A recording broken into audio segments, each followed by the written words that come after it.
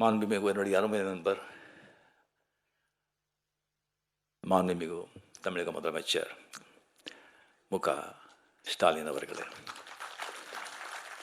இங்கே வருகை தந்திருக்கும் அமைச்சர் பெருமக்களே, சட்டமன்ற உறுப்பினர்களே, ஐஏஎஸ், ஐபிஎஸ்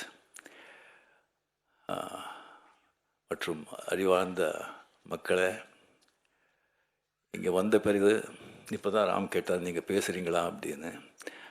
என்ன பண்ணுறது, பேசித்தானே ஆகணும் அப்படின்னு சொல்லிடுறேன்.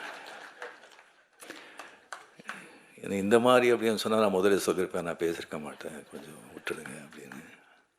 ஏன்னா நம்ம வந்து எப்போவோ ஒரு வாட்டி நம்ம பேசுகிறது, அந்த பழக்கம் இருக்கணும். பேசி பேசி எல்லா பேச்சாளர்கள் தான், அறிவாளர்கள் தான்.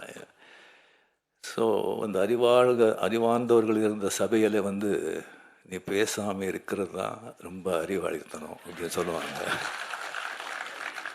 இப்போ என்ன பண்ணுறது, நான் பேசி தான் ஆகணும். ஸோ ஏதாவது கொஞ்சம் தப்பாக இருந்தால் தயவு செஞ்சு மன்னிச்சிங்க.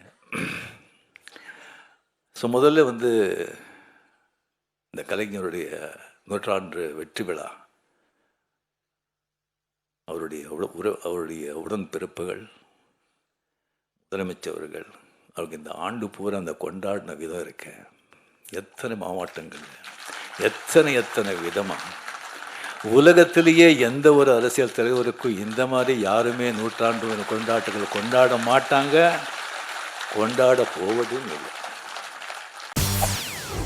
செய்திகளை உடனுக்குடன் தெரிந்து கொள்ள உடனே சப்ஸ்கிரைப் பண்ணுங்க.